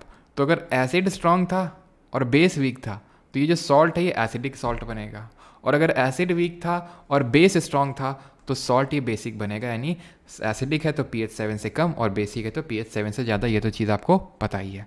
तो सॉल्ट ऑफ स्ट्रॉन्ग एसिड और वीक बेस, यानी कि जब इनकी रिएक्शन हुई थी तो ये डोमिनेंट था तो pH will be less than 7। Yes it is correct. जब इलेक्ट्रिसिटी पास करवाई जाती है through an aqueous solution of NaCl जिसको ब्राइन बोलते हैं, तो ब्राइन क्या होता है? सोडियम क्लोराइड का एक्वस फॉर्म, एक्वस मतलब पानी वाला फॉर्म, तो वो उसको ब्राइन बोलते हैं। तो जब इसमें इलेक्ट्रिसिटी पास करवाते हैं तो ये सोडियम ऑक्साइड में डिकम्पोज हो जाता है। गलत जवाब। ये रिएक्शन इंपॉर्टेंट है ब्राइन की। ब्राइन का जो पूरा ये इलेक्ट्रिसिटी गुजारी जाती है ये रिएक्शन इंपॉर्टेंट है और इसको ज़रा समझ लीजिए। यहाँ पे क्या है? ये NaCl का एक्वस फॉर्म है दैट इज़ ब्राइन है। यहाँ पे इसका इलेक्ट्रोलिसिस करवाते हैं, तो यहाँ पे बनता है सोडियम हाइड्रोक्साइड, जो कि एक एल्कली है। एल्कली वो बेसेस होते हैं जो पानी में घुल जाते हैं, मल्टीपल बार बता चुका हूँ। और दो गैस निकलती हैं, क्लोरीन और हाइड्रोजन। क्लोरीन निकलती है एनोड में और हाइड्रोजन निकलती है कैथोड में। ठीक, ये क्या है, ये एक एल्कली मिल गया है हमें। ये भी कहाँ मिला है, ये भी मिला है एनोड में। ठीक है, अब बात ये आती है कि इसको हम क्लोरो एल्कली प्रोसेस क्यों बोलते हैं, क्योंकि यहाँ पे क्लोरीन है और ये एल्कली है, तो दो ये क्लोरीन मिला है और एल्कली मिला है, तो इसको क्लोरो एल्कली प्रोसेस के नाम से जानते हैं। ये बैलेंस्ड इक्वेशन नहीं है। बैलेंस करने के लिए यहाँ 2 लिखना होगा, यहाँ भी 2 लिखना होगा, यहाँ भी 2 लिखना होगा, और यहाँ पे बस हो गई बैलेंस। ठीक है, तो ये बैलेंस्ड आपकी केमिकल रिएक्शन है। तो ये क्लोरो एल्कली प्रोसेस हो गई। इसमें जो क्लोरीन हमें मिला, ये बहुत इस्तेमाल में होता है। इसको एज अ वाटर प्योरीफायर भी हम यूज़ करते हैं क्लोरीन को, है ना, एज अ डिसइंफेक्टेंट एजेंट। इसको हम बनाने में यूज़ करते हैं ब्लीचिंग पाउडर, यानी कि व्यंजक चूर्ण बनाते हैं इससे। ठीक है, ये COH का होल ट्वाइस प्लस C, इसको क्या बोलते हैं, इसको बोलते हैं स्लेक्ड लाइम। ये सारे कुछ चीज़ें हम पढ़ चुके हैं पहले। स्लेक्ड लाइम होता है हमारा, ठीक है, बुझा हुआ चूना। Cl2 डाला, जीवित हो गया, ठीक है, ये फिर से, और इसे क्या बना दिया, CaOCl2। ये क्या होता है, ये होता है हमारा ब्लीचिंग पाउडर, यानी कि व्यंजक चूर्ण। ठीक है, ब्लीचिंग पाउडर। और इसी को ही हम बोलते हैं कैल्शियम हाइपोक्लोराइट, ड नहीं ट। ठीक है, हाइपोक्लोराइट। क्लियर, तो ये रिएक्शन होती है जो आपको पता होना चाहिए। और ये वाली इसकी रिएक्शन अगर हम CO2 से करवा देते हैं तो क्या बन जाता है, ये आप कमेंट में बता देंगे ज़रा। बाकी यहाँ से जो आपको NaCl है, NaCl जो आपने लिया है, इससे और भी चीज़ें आप बना सकते हैं, कि आपको पता है, जैसे सोडियम क्लोराइड है, इसकी रिएक्शन अगर मैं अमोनिया से करवा दूं, इसमें थोड़ा CO2 भी ले आऊं और इसमें थोड़ा पानी डाल दूं, तो पता है आपको क्या बन जाएगा, अमोनियम क्लोराइड, जो कि एक सबलाइम कंपाउंड है। सबलाइम का मतलब होता है कि डायरेक्टली सॉलिड से गैस में जो कन्वर्ट हो जाता है। प्लस इसमें बनता है ये क्या होता है, NaHCO3, that is sodium hydrogen carbonate, जिसको सोडियम बाइकार्बोनेट बोलते हैं, लेकिन इसका कॉमन नेम होता है baking powder. Nirma, baking powder नहीं, ये बेकिंग सोडा होगा। ठीक है, बेकिंग पाउडर कब बनेगा, ये बेकिंग पाउडर तब बनेगा जब इसमें हम एक माइल्ड एडिबल एसिड डाल देंगे। फॉर एग्जांपल, अगर इसमें हमने एक mild acid edible acid tartaric acid डाल दिया, तो ये कन्वर्ट हो जाएगा बेकिंग पाउडर में, जिसको कि हम बेकरी में यूज़ करते हैं। जब बेकरी में इसको यूज़ करते हैं, डालते हैं, तो CO2 गैस निकलती है। CO2 की वजह से हमारा केक फ्लफ़ी बन जाता है। इसी को ही हम बेकिंग सोडा को यहाँ पे हम यूज़ कर लेते हैं। कहाँ पे इसको हम यूज़ कर लेते हैं, कहाँ पे इसको हम यूज़ कर लेते हैं, सोडा एसिड फायर एक्सटिंग्विशर। क्यों, क्योंकि जब इसमें हम एसिड डालते हैं तो CO2 निकलती है, और CO2 जब निकलती है तो वो आग को कवर कर लेती है, और आग तभी जल सकती है जब उसको ऑक्सीजन मिलती है। तभी फायर वाला पान मुंह के अंदर जाने से बुझ जाता है। क्यों, ऑक्सीजन की सप्लाई कट ऑफ हो जाती है। तो वो यही काम करता है, CO2 की पूरी एक लेयर बना देता है। जो ये एक्सटिंग्विशर होता है बुझाने वाला, सोडा एसिड फायर एक्सटिंग्विशर, उसमें ये डला होता है बेकिंग सोडा। यहाँ H2SO4 की एक बॉटल लगी होती है, खड़ाक से गिरती है जब इसमें हम वो दबाते हैं इसको, और बस तुरंत CO2 झाग निकलती है यहाँ से। तो सोडा एसिड फायर एक्सटिंग्विशर के तौर पे यूज़ करते हैं, बेकिंग पाउडर के लिए यूज़ करते हैं, प्लस इसको हम एज एन एंटासिड यूज़ करते हैं। एंटासिड क्या होते हैं, जो हमारे पेट की एसिडिटी को भगाते हैं, जैसे कि हमारा मिल्क ऑफ मैग्नीशिया, मिल्क का दूध, MgOH का होल ट्वाइस। और इसमें अगर हम CO2 ऐड कर देते हैं तो ये बन जाती है कैल्शियम कार्बोनेट, जो हमारी वॉल्स में एकदम वाइट शाइनी फिनिश देने के लिए यूज़ किया जाता है। और इसी को हम बोलते हैं मार्बल, इसी को बोलते हैं लाइमस्टोन, और इसी को बोलते हैं चॉक। तो अनेक रूप हैं इसके, लाइमस्टोन, चॉक और मार्बल के नाम से जानते हैं। और ये जो आप यहाँ पे देख पा रहे हैं NaHCO3, ठीक, तो अगर इसी को हम क्या कर देते हैं, इसी से अगर हम Na2CO3 बना देते हैं, .10H2O, ये होता है हमारा washing powder. Nirma, washing soda हो जाता है ये। ठीक है, वॉशिंग सोडा। और इससे क्या होता करते हैं हम, इससे हम करते हैं जो परमानेंट हार्डनेस होती है वाटर की, उसको रिमूव करते हैं। इससे परमानेंट हार्डनेस को रिमूव करते हैं। ब्लीचिंग पाउडर से क्या करते हैं, इसको हम वाटर को प्योरीफाई करने के लिए यूज़ करते हैं, द डिसइंफेक्टेंट एजेंट। इसको हम ब्लीचिंग के लिए यूज़ करते हैं, कॉटन और जो वुड इंडस्ट्रीज़ होती हैं वहाँ पे इसको यूज़ किया जाता है फॉर ब्लीचिंग पर्पसेस। आगे बढ़ते हैं अभी। Which among the following is not a type of solar Eclipse, निम्नलिखित में से कौन सा सूर्य ग्रहण का एक प्रकार नहीं है, एनुलर, पार्शियल, पेनम्ब्रल या फिर टोटल। तो सही आंसर यहाँ पे क्या होगा? सही आंसर यहाँ पे होगा पेनम्ब्रल नहीं होता है। देखो 3 तरह के सोलर इक्लिप्स होते हैं, पार्शियल, एन्युलर, टोटल। आप अपनी स्क्रीन पे देख सकते हैं, ये मैं आपको पढ़ा चुका हूँ। सोलर इक्लिप्स क्या होता है, पार्शियल इक्लिप्स क्या होता है। सोलर क्या होता है, 2 तरह के हमारे इक्लिप्स होते हैं। सन एक ही जगह पे रहता है, सन एक ही जगह पे रहता है। बीच में अगर अर्थ आ गया सन और मून के तो उसको लूनर इक्लिप्स बोल देते हैं, और अगर मून आ गया सन और अर्थ के तो उसको सोलर इक्लिप्स बोल देते हैं। ये हो जाता है सोलर और ये हो जाता है लूनर। लूनर को चंद्र ग्रहण, इसको सूर्य ग्रहण। और जब ये होता है तो क्या होता है, ये होता है तो सन की जो लाइट है वो मून पे जो भी पड़ रही है वो हमें दिखती नहीं है, तो क्या हो जाती है, अमावस की, घोर अमावस की रात होती है वो। इसको बोलते हैं न्यू मून, ठीक है, न्यू मून।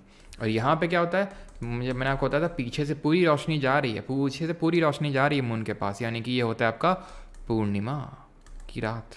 इसको बोलते हैं फुल मून, ठीक है। फुल मून लूनर इक्लिप्स में होता है। अब ये तीनों एक प्लेन पे नहीं है, नॉर्मल कंडीशन में एक प्लेन पे नहीं रहते हैं। जब एक प्लेन पे आ जाते हैं सोलर इक्लिप्स के केस में, तो मून पूरी रोशनी जो इस पर पड़ रही, जो इस पर सनलाइट आ रही है, वो पूरी तरह से रोक लेगा और अर्थ पे नहीं जा पाएगी, यानी पूरी तरह से अंधेरा हो जाएगा, अंधेरा हो जाएगा, अंधेरा हो जाएगा, सॉरी अंधेरा हो जाएगा पूरी तरह से। कहाँ पे, हमारी अर्थ पे, है ना। पूरा जो रोशनी आनी चाहिए थी, अब जहाँ पे ये सोलर इक्लिप्स फिर कहाँ पे ऑब्जर्व होता है, जहाँ पे दिन होता है। जैसे मान लो कहीं रात है तो वहाँ पे रात में क्या ही अंधेरा होगा, है कि नहीं। और एन्यूलर में क्या है कि किनारे किनारे दिखता रहता है। पार्शियल में क्या है कि आधा दिखता है, जब ये हटने लगेगा तो पार्शियल दिखेगा। अब उतना डीप पे जाने की ज़रूरत है नहीं, मतलब बैच वैच में पढ़ते तो फिर हम तुमको पूरा वीडियो चला के दिखाते कैसे होता है ये, लेकिन अभी के लिए सिर्फ इतना याद रखो कि पूरा ढका हुआ है तो टोटल, मतलब किनारे किनारे दिख रहा है तो एन्युलर, और आधा दिख रहा है तो पार्शियल। पिनम्ब्रल क्या होता है, पिनम्ब्रल होता है ये, अम्बरा और पिनम्बरा तो शैडो होती हैं। तो जब इस तरह से अर्थ की शैडो पड़ती है तो एक डार्क शैडो, किसी भी चीज़ की जब तुम छाया देखोगे शैडो, तो एक डार्क शैडो होगी, एक लाइट शैडो होगी, किसी भी चीज़ की तुम बना लेना। अच्छा, कल टेम्पल पढ़ा रहे थे, एक टेम्पल है उसकी शैडो बनती नहीं है, उसकी शैडो नहीं बनती है। गेस कर सकता है कौन सा टेम्पल है, हिंट दे देते हैं तुम्हें। उस टेम्पल के ऊपर 80 टन का ग्रेनाइट का कैपस्टोन रखा हुआ है, बताओ ज़रा, ठीक है। शैवाइट टेम्पल है शिव जी का। तो हर चीज़ में शैडो बनती है, हर चीज़ की जो शैडो बनती है उसमें एक डार्क वाला पार्ट होता है और एक लाइट वाला पार्ट होता है। डार्क को अम्बरा और लाइट को पेनम्बरा। वो है हमारा राजराजेश्वर मंदिर, that is Raja Brihadeshwar temple of Tanjore, जिसको किसने बनवाया था, राजा फर्स्ट ने बनवाया था। Which of the following is not a non contact force.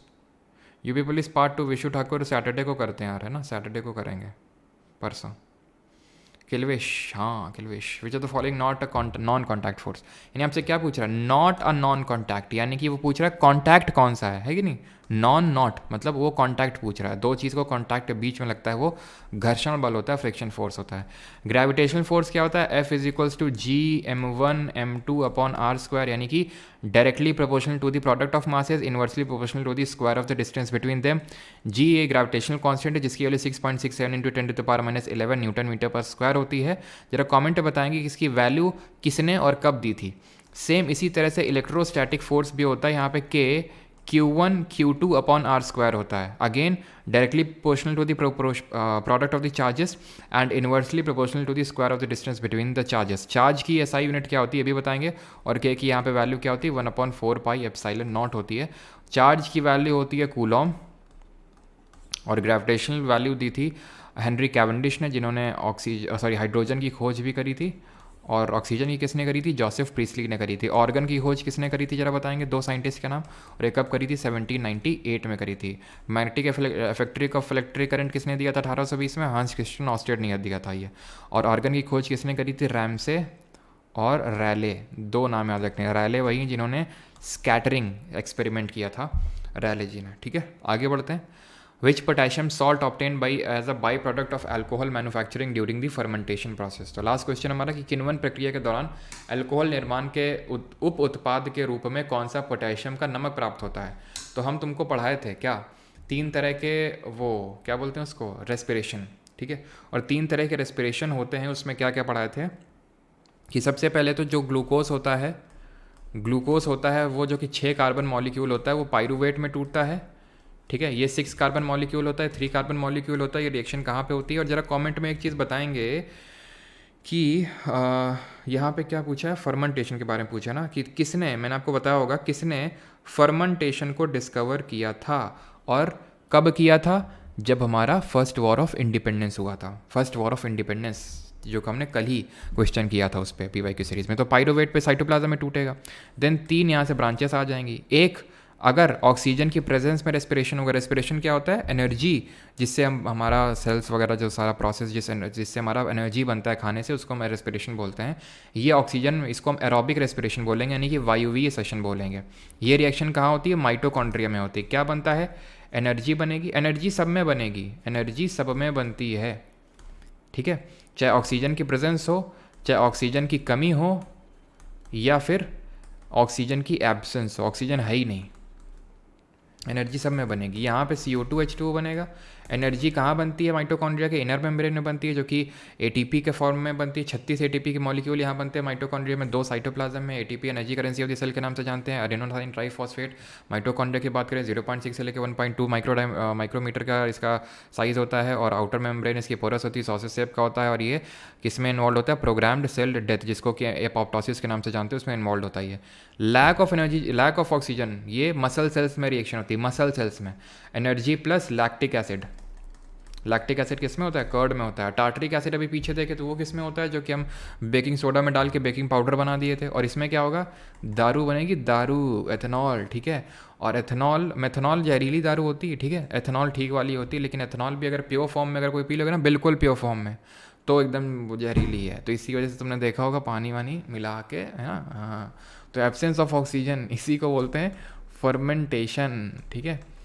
Fermentation की डिस्कवरी करी थी लुइस पास्चर ने। कब? 1857 में, ठीक है। तो इसमें ध्यान रखना है, जब फर्मेंटेशन करते हैं तो पोटेशियम जो बाइट्रेट होता है, ये क्या बनता है? As a by product. Potassium जो नाइट्रेट होता है, ये तो आपका, और ध्यान रखना इसी को ही हम पोटेशियम एसिड टार्ट्रेट भी बोल देते हैं। पोटेशियम एसिड टार्टरेट, ठीक है। और पोटेशियम जो नाइट्रेट होता है, इसी को ही हम सॉल्ट पीटर, इसको ही हम सॉल्ट पीटर बोलते हैं। और जो NaNO3 होता है, सोडियम नाइट्रेट, उसको भी सॉल्ट पीटर बोल देते हैं। और उसको हम एज अ प्रिजर्वेटिव यूज़ करते हैं, सोडियम नाइट्रेट और पोटेशियम नाइट्रेट को। एक्वा रेजिया को हम एज अ प्रिजर्वेटिव यूज़ नहीं करते हैं, ठीक है। तो हमारा यहाँ पे लेक्चर ख़त्म।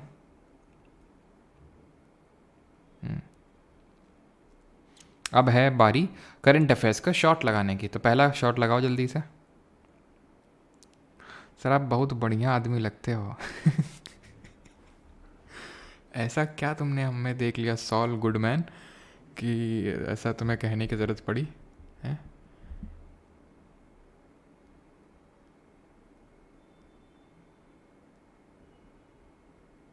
नीट नहीं पीनी चाहिए। नीट मतलब short short short short. Which sports has be not been included in Los Angeles Olympics 2028? चलो बाद में बताना जिसने बताया था, ठीक है। फिर कभी कभी मन करे तो उड़ीसा श्री जगन्नाथ मंदिर दर्शन करने आए। बिल्कुल। विनोश फोगाट ने रिटायरमेंट ले लिया सच्ची में? सर थंबनेल पे बूढ़े की फ़ोटो मत लगाएं, शर्म कर लो थोड़ी यार। हैं दादा भाई नरोजी हैं वो, दादा भाई नरोजी हैं वो, इज्जत कर लो थोड़ी उनकी। LA ओलंपिक्स तो हमारे अगले ओलंपिक्स लॉस एंजलिस में ही होंगे, ठीक है। और उसमें हमने टोटल चार स्पोर्ट्स इंक्लूड किए गए हैं। अभी जो ओलंपिक कमेटी की मीटिंग हुई थी कुछ महीनों पहले, तो उसमें 4 स्पोर्ट इंक्लूड किए गए हैं। एक फ्लैग फुटबॉल है, क्रिकेट इंक्लूड किया गया है, लैक्रोस, चेस अभी तक भी इंक्लूड नहीं किया गया है ओलंपिक्स में, का खेल नहीं होता है चेस, ठीक है। और जो चौथा है वो है बेसबॉल सॉफ्टबॉल। यानी एक बात तो तय है, अब T20 फॉर्मेट में ही है क्रिकेट, ठीक है। यानी कि एक भले गोल्ड मेडल नहीं, ब्रॉन्ज मेडल तो ऑलमोस्ट पक्का ही समझो अपना, है कि नहीं। तीसरे नंबर पे तो आ ही जाएंगे, है कि नहीं, क्रिकेट में। और गोल्ड बहुत हद तक तो गोल्ड मेडल भी ऑलमोस्ट कंफर्म है, यानी गोल्ड मेडल तक तो अपना मैच जाएगा ही जाएगा अब, है ना, ओलंपिक्स में। चलो आगे बढ़ते हैं। Which team von Irani cup? और 2032 वाला कहाँ पे होगा? ब्रिस्बेन में होगा, ऑस्ट्रेलिया में। और 2036 वाला कहाँ पे होगा वो डिसाइडेड नहीं है, और इंडिया ने बिडिंग करी उसको लेके। विच टीम, मैं तो सोच रहा हूँ जैसे अभी इंडिया का हाल है करंटली, वैसे तो मतलब बहुत ही अच्छी बात है, इंडिया डेवलप कर रहा है, धीरे धीरे करेगा। लेकिन जैसे मान लो अभी करवा दिया जाए तो पता चले लो पानी में मछली निकल रही है, पानी में माइकल फेल्प्स लोग, अब तो ये तो खैर उसने रिटायरमेंट ले लिया। Which team von Irani cup 2023? Services, rest of India, Saurashtra या फिर मध्य प्रदेश? तो ईरानी कप किससे एसोसिएटेड है? ये क्रिकेट से एसोसिएटेड है, जिससे कि हमारी Deodhar, Duleep, Ranga, sorry Deodhar trophy, Duleep trophy, और कौन कौन सी ट्रॉफीज़ एसोसिएटेड हैं हमारी? ईरानी कप हो गई, रणजी ट्रॉफी हो गई, ये सब इससे एसोसिएटेड हैं। आगा खां कप, रंगा स्वामी कप हो किससे हैं? हॉकी से हैं। तो ये रेस्ट ऑफ इंडिया ने जीता है मध्य प्रदेश को हरा के। And the last question is who won the बैलन डी और अवार्ड 2023? किसने जीता है? और ये जो इन्होंने जीता है, ये इन्होंने 8th टाइम जीता है, 8वीं बार। सर हाँ, ऐसा नहीं कि क्रिकेट था नहीं, क्रिकेट था। साल 1900 तक क्रिकेट था, यानी आप ये समझ लो 128 साल बाद क्रिकेट की घर वापसी होने वाली है ओलंपिक्स में। और ओलंपिक कमेटी ने बोला था कि इसमें इंडियन क्रिकेट का बहुत बड़ा हाथ है, खासकर विराट कोहली का, जिन्होंने पॉपुलैरिटी दी है क्रिकेट को। ठीक है, तो सही आंसर यहाँ पे होगा लियोनेल मेसी। कहाँ वाले? अर्जेंटीना वाले। ठीक है, तो क्या सही आंसर होगा? Option number B, Lionel Messi. David Beckham तो इंग्लैंड के पूर्व फुटबॉलर थे, काफ़ी तगड़े और काफ़ी हैंडसम टाइप के, मतलब ऐसा पोर्ट्रे किया जाता है इनको, हैं भी। ठीक है, सुनील छेत्री हमारे इंडिया के एक फुटबॉलर है जिन्होंने अभी रिटायरमेंट ले ली है। ठीक है,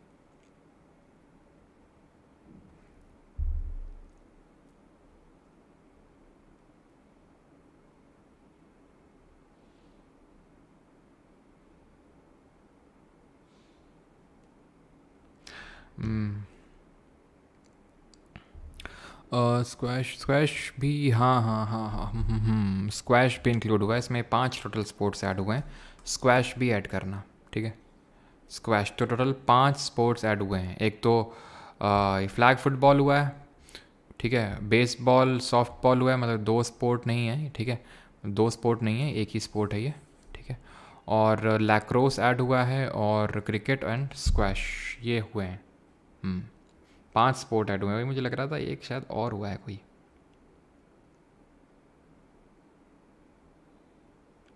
और लैक्रोस भी पहले था, जैसे क्रिकेट है ना 1900 में था पहले, तो लैक्रोस भी पहले 1908 में था ही। ठीक है, लैक्रोस जानते हो? मतलब लैक्रोस क्या होता है? ये मतलब अजीब तरह के स्पोर्ट होते हैं, कैसे डिस्क्राइब करें समझ नहीं आ रहा है। एक डंडा होता है, जैसे घर में नहीं वो पोछा लगाने वाला होता है, पोछा लगाते हैं जिससे, और ऐसा जाल सा लगा होता है उसमें। ठीक है, फिर जो घर का जाल साफ़ करते हैं हम लोग डंडे से, जैसा जाल सा नेट लगा होता है यहाँ पे वो, और इसमें ऐसे बॉल लेके ऐसे करना होता है, देख लेना। और बाकी आपके लिए क्वेश्चन ऑफ द डे ये हैं दो।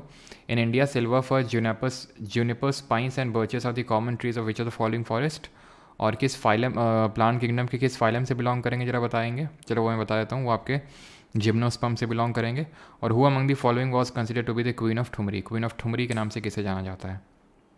नोट्स आप ले सकते हैं हैंड रिटन वाले यहाँ से, PYQ पार्ट 4 PDF कोर्स है ये। इसकी लेक्चर की PDF जो हम लोगों ने यहाँ पे देखी अभी, वो आपको परमार SSC टेलीग्राम चैनल पे मिल जाएगी। And also join the quiz group, जिसका लिंक डिस्क्रिप्शन में दिया हुआ है। आज से रीजनिंग की क्विज़ भी वहाँ पे स्टार्ट हो रही है। ऑलराइट, मिलते हैं आज शाम को 6:30 बजे, जहाँ पे हम लोग सबसे इंपॉर्टेंट चैप्टर साइंस का, that is classification of element, that is predictable, देखेंगे वहाँ पे। ऑलराइट, थैंक यू मेस्सी मौसियाँ, thank you sir, thank you भाई।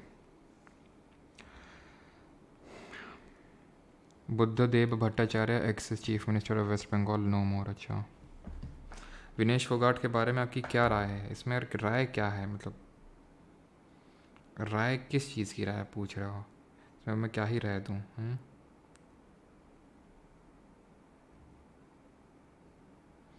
रिटायरमेंट ले लिया यार। सही बात है।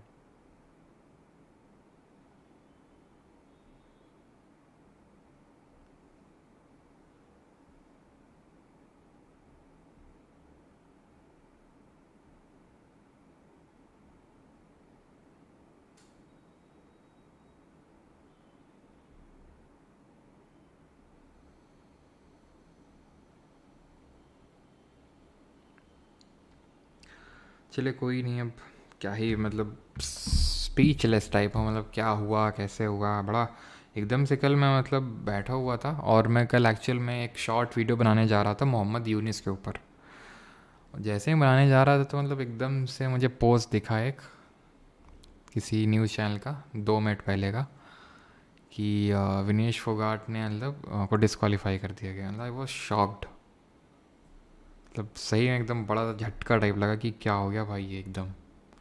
फिर मैंने जल्दी जल्दी सर्च किया एंड इट वॉज ट्रू।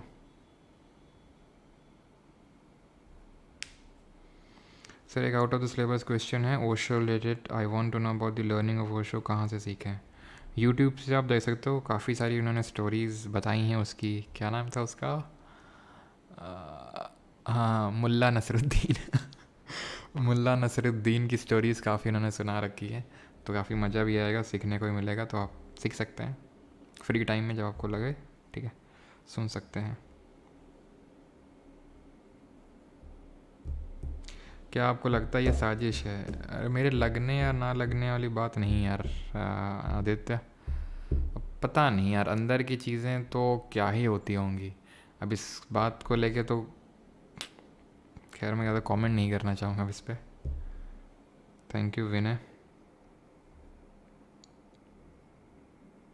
हाँ मीरा भाई चानू भी फोर्थ हैं इस बार, काफ़ी लोग फोर्थ है। इस पर भी एक मैं शॉर्ट वीडियो इस बार बनाऊँगा, कैसे कौन कौन लोग फोर्थ फिनिश किए इस बार। अनफॉर्चुनेट रहे यार इस बार के काफ़ी, है ना। खैर ये PDF आपको मिल जाएगी, बाकी क्विज़ स्टार्ट हो जाएगी। बाकी मिलते हैं शाम को 6:30 बजे। Thank you for joining session. Indian media भी विनेश फोगाट को ट्रोल कर रहे हैं? कौन ट्रोल कर रहा है? नहीं भाई, मीडिया तो ट्रोल नहीं कर रहा जितना मैंने देखा है।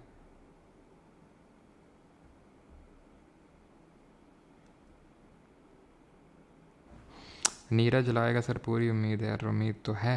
हम देखो, नज़र न लगा देना उनको भी चलो भाई, थैंक यू, धन्यवाद।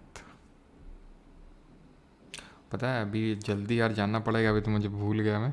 आज नहीं मेरी पिटाई हो जाएगी मम्मी से जिसमें तुलसी लगाते हैं ना, तो मम्मी 2 दिन से बोल रही हैं इसको रखवा दो, दूसरी जगह पे रखवाना है, वो काफ़ी भारी है। तो मैं रोज़ बोलता हूँ अभी बस क्लास लेने जा रहे हैं। अभी कल सुबह बोली तो उन्होंने क्लास लेने जा रहे हैं, फिर शाम को बोलती तो कि क्लास लेने जा रहे हैं, अभी फिर बोली तो क्लास लेने जा रहे हैं। अब बोलते हैं तूने ना रखवाया ना तो हम खुद ही रखेंगे, चाहे भले हमें पैर में गिर जाए वो। तो भाई अब जाना पड़ेगा, नहीं तो फिर खाना वाना नहीं मिलेगा मुझे डांट पड़ेगी अलग से। तो भाई चलते हैं, थैंक यू।